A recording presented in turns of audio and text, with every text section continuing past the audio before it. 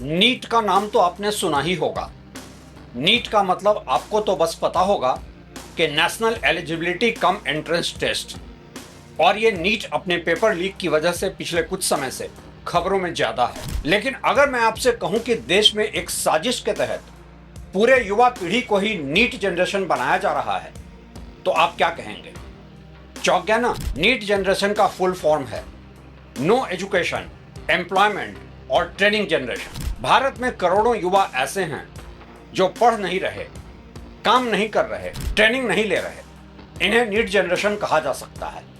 They are not in education, employment और training. और यहीं पर सवाल खड़ा होता है कि क्या भारत का युवा असली मुद्दों से भटक गया है और बस नीट जनरेशन बनकर ही रहना चाहता है? यह कहानी है एक ऐसे जनरेशन की जो बेरोजगारी, पेपर लीक, सोशल मीडिया बहस और धार्मिक ध्रुवीकरण में फंसकर रह गया है।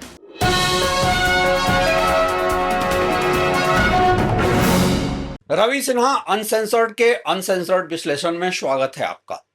शुरुआत एक कहानी से। दो युवा दोस्त हैं, राहुल और आरिफ। दोनों एक छोटे शहर के रहने वाले हैं। दोनों ने सरकारी नौकरी की तैयारी की। दोनों ने 3-3 साल कोचिंग की। दोनों के पिता ने जमीन गिरवी रखकर पढ़ाया। दोनों ने हजारों रुपए के फॉर्म भरने में खर्च कर दिए। दोनों ने परीक्षा दी। दोनों का पेपर लीक हो गया। दोनों अब बेरोजगार हैं। दोनों के घर में तनाव है। दोनों की बहन की शादी की चिंता है। दोनों की उम्र बढ़ रही है। लेकिन फिर पिछले कुछ सालों में ऐसा हुआ कि दोनों एक दूसरे के खिलाफ सोशल मीडिया पर लड़ रहे हैं। एक दिन भर लिख रहा है कि हिंदू खतरे में है, दूसरा लिख रहा है मुस्लिम खतरे में है। और दोनों को यह एहसास ही नहीं कि सबसे बड़ा खतरा उनके धर्म को नहीं, उनके भविष्य को है। देश का सबसे बड़ा विरोधाभास यह है कि भारत आज दुनिया की चौथी सबसे बड़ी अर्थव्यवस्था होने के दावे कर देता है। भारत चंद्रयान भेजता है और इसे नेशनल प्राइड बताया जाता है। भारत डिजिटल पेमेंट की दुनिया को लीड करता है। भारत के यूनिकॉर्न बढ़े हैं। भारत एक्सप्रेसवे बना रहा है। भारत डेटा सेंटर बना रहा है। भारत एआई की भी बात कर रहा है। लेकिन दूसरी तरफ भारत का युवा नौकरी के लिए संघर्ष कर रहा है। यही आधुनिक भारत का सबसे बड़ा विरोधाभास है। जीडीपी की कहानी और हाउसहोल्ड रियलिटी की कहानी एक जैसी नहीं है। 2014 से 2026 के बीच इंडिया वाकई बदल गया है। 2014 में जब नरेंद्र मोदी प्रधानमंत्री बने थे तो युवाओं को हर साल 2 करोड़ नौकरी देने के वादे किए गए थे। डिजिटल क्रांति की बात हुई थी। लेकिन यह दौर तो इंटरनेट क्रांति और मानसिक युद्ध का दौर बन गया। 2014 में भारत में लगभग 25 करोड़ इंटरनेट यूजर थे। 2025-26 तक यह संख्या 90 करोड़ के करीब पहुंच गई। इतिहास में पहली बार इतना बड़ा लोकतांत्रिक सूचना नेटवर्क बना। सोचा गया था ज्ञान बढ़ेगा, नागरिक जागरूक होंगे, भ्रष्टाचार घटेगा, सरकारें जवाबदेह होंगी। लेकिन हुआ क्या? डिजिटल एल्गोरिदम ने इंसान की सबसे कमजोर भावनाओं को खोज लिया। गुस्सा, डर, घृणा, पहचान। और सोशल मीडिया कंपनियों को पता चल गया कि तथ्य और सच इंगेजमेंट में नहीं बिकते हैं, भावनाएं बिकती हैं। सोशल मीडिया लोकतंत्र मजबूत करने का माध्यम बन सकता था, लेकिन इसे हिंदू मुस्लिम जहर फैलाने का हथियार बना दिया गया। आज हजारों पेज और आईटी सेल अकाउंट दिन भर यही चलाते हैं कि तुम खतरे में हो। अगर सच में हिंदू खतरे में होता तो भारत में 2014 से 2026 तक भाजपा लगातार केंद्र में सरकार बनाकर कैसे बैठी रहती? सबसे ज्यादा मुख्यमंत्री किस पार्टी के बने? सबसे ज्यादा सांसद किस पार्टी के आए? सबसे ज्यादा टीवी चैनल किसके पक्ष में खड़े दिखे? फिर भी हर चुनाव में वही लाइन, हिंदू खतरे में है। मतलब 145 करोड़ की आबादी वाले देश में सरकार भी तुम्हारी, मीडिया भी तुम्हारा, पूरा तंत्र और एजेंसियां भी तुम्हारी, फिर भी डर मुस्लिम से। यह राजनीति नहीं, मानसिक भय का कारोबार है। 2017 से 2025 के बीच देश भर में 80 से ज्यादा बड़े पेपर लीक के मामले सामने आए। लाखों युवाओं का भविष्य बर्बाद हुआ। राजस्थान रीट, बिहार शिक्षक भर्ती, यूपी पुलिस भर्ती, नीट विवाद, एसएससी गड़बड़ी। लेकिन टीवी डिबेट किस पर हुई? मुस्लिम आबादी कितनी बढ़ रही है? अगर मैं आपको रोजगार के आंकड़े दिखाऊं तो शायद आप बस 5 सेकंड देखेंगे। लेकिन अगर मैं कहूं कि आपका धर्म खतरे में है तो आप 5 घंटे बेवर्थ की बहस करेंगे। यहीं से राजनीति और डिजिटल एल्गोरिदम का गठबंधन शुरू होता है। यह भय का कारोबार है। राजनीति में सबसे महंगी मुद्रा पैसा नहीं है, सबसे महंगी मुद्रा है भय। एक डरा हुआ नागरिक तर्क कम करता है, प्रतिक्रिया ज्यादा देता है। अगर किसी युवा को यह यकीन दिला दिया जाए कि तुम्हारा सबसे बड़ा दुश्मन दूसरा धर्म है, तो वो ये प्रश्न पूछना भूल जाएगा कि नौकरी कहां है, भर्ती क्यों नहीं हो रही, पेपर क्यों लीक हो रहे हैं, सैलरी क्यों नहीं बढ़ रही। यही वजह है कि दुनिया भर की राजनीति में पहचान आधारित मुद्दे हमेशा आर्थिक मुद्दों पर भारी पड़ते हैं। इलेक्शन आइडेंटिटी पॉलिटिक्स पर ज्यादा होते हैं और इकोनॉमिक इश्यूज पर कम। आज देश में हो रहे पेपर लीक की एक पीढ़ी की हत्या के बराबर है, क्योंकि पेपर लीक सिर्फ परीक्षा में पूछे जाने वाले सवालों का लीक होना नहीं है, यह उससे भी बड़ा अपराध है। होप लीकेज, उम्मीद का लीक हो जाना है ये। 2017 से 2025 के बीच देश भर में 80 से अधिक बड़े पेपर लीक और भर्ती विवाद सामने आए। REET, NEET, SSC, UP police, teacher recruitment, state exams. लेकिन आंकड़े पूरी कहानी नहीं बताते। कल्पना कीजिए, एक किसान अपनी बेटी की कोचिंग के लिए भैंस बेच देता है, एक पिता अपने पीएफ तोड़ देता है, एक मां अपने गहने बेच देती है, फिर पेपर लीक हो जाता है। उस दिन सिर्फ परीक्षा कंडक्ट कराने का सिस्टम नहीं टूटता, पूरा परिवार टूटता है। सवाल इसलिए लाजमी है कि भारत का युवा डेमोग्राफिक डिविडेंड है या डेमोग्राफिक फ्रस्ट्रेशन।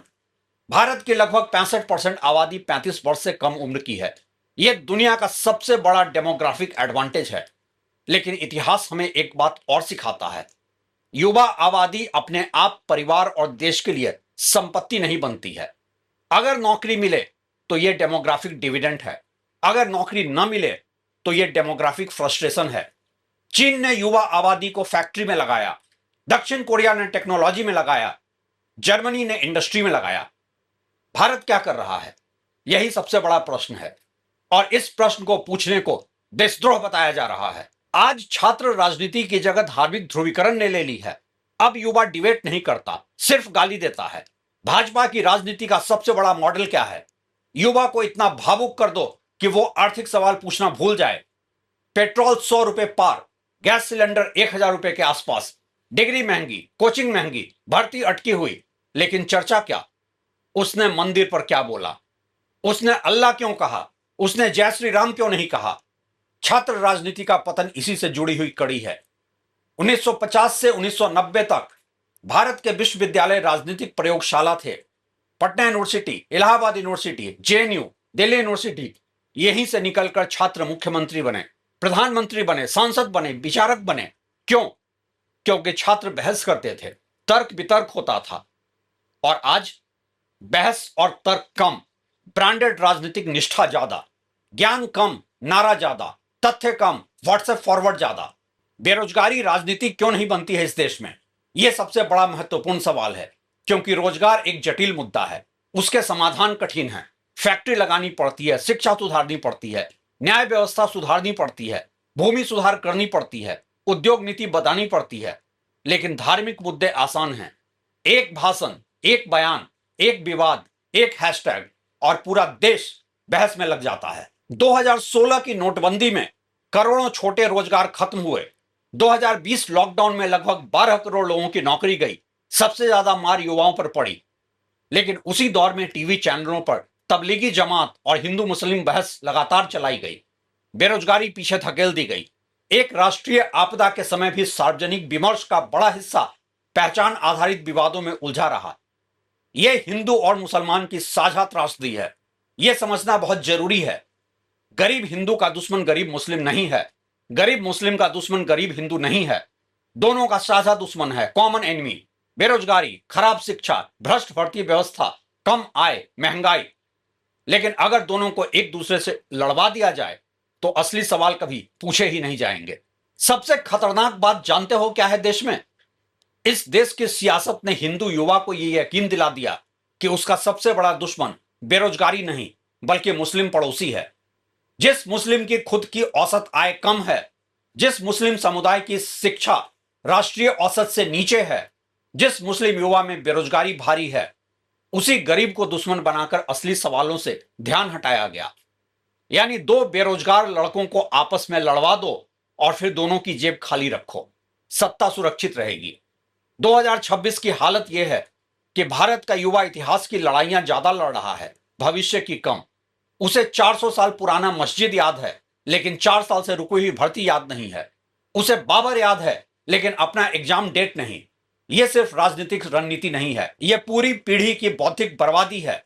आज 2026 में सोशल मीडिया पर करोड़ों युवा देशभक्ति के नाम पर एक दूसरे से लड़ रहे हैं। जबकि लगभग 12 करोड़ युवा न रोजगार में हैं न शिक्षा में, यानी नीट कैटेगरी के हैं, नो एजुकेशन, एम्प्लॉयमेंट और ट्रेनिंग।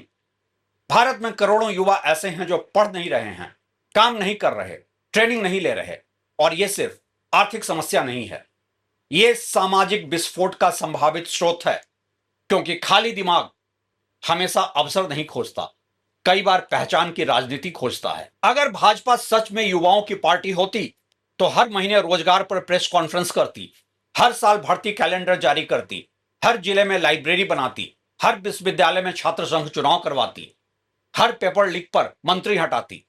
लेकिन ऐसा नहीं हुआ, क्योंकि धर्म से भावनाएं भड़कती हैं और रोजगार से सवाल पैदा होते हैं। जिस दिन हिंदू और मुस्लिम युवा साथ बैठकर सिर्फ नौकरी, वेतन, शिक्षा और पेपर लीक पर सवाल पूछने लगेंगे, उस दिन टीवी स्टूडियो की आधी चीख चिल्लाहट बंद हो जाएगी और सत्ता की आधी ताकत खत्म हो जाएगी। देश मंदिर मस्जिद से नहीं चलता, देश चलता है व्यापार और रोजगार से। और जिस देश का युवा बेरोजगार होकर भी धर्म में उलझा रहे, वहां नेता सबसे ज्यादा सफल माने जाते हैं और जनता सबसे ज्यादा ठगी हुई। सत्ता की सबसे बड़ी जीत यही तो है। सत्ता की सबसे बड़ी जीत चुनाव जीतना नहीं होती। सत्ता की सबसे बड़ी जीत तब होती है जब नागरिक सवाल पूछना बंद कर दे, जब युवा ये पूछना बंद कर दे, रोजगार कहां है, भर्ती कब होगी, वेतन क्यों नहीं बढ़ रहा, विश्वविद्यालयों की हालत इतनी खराब क्यों है, और वो उसकी जगह पूछे 400 साल पहले क्या हुआ था, औरंगजेब ने कौन सा मंदिर गिराया था, उसका बदला आज कैसे लिया जाना चाहिए। और तब वर्तमान हार जाता है, इतिहास जीत जाता है। भविष्य का भारत कैसा होगा? भारत का भविष्य इस बात से तय नहीं होगा कि किस मंदिर में कितनी भीड़ आई, किस स्नान में कितने लोगों ने डुबकी लगाई।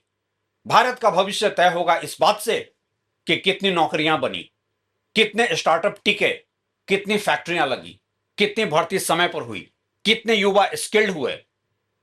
लेकिन क्या इन मुद्दों को उतनी राजनीतिक और मीडिया में प्राथमिकता मिली जितनी मिलनी चाहिए थी? यही वो बहस है जो लगातार उठती रहती है। दुनिया का सबसे युवा आबादी को अब खुद चुनना है, अवसर या संकट। भारत की लगभग 65% आबादी 35 वर्ष से कम उम्र की है।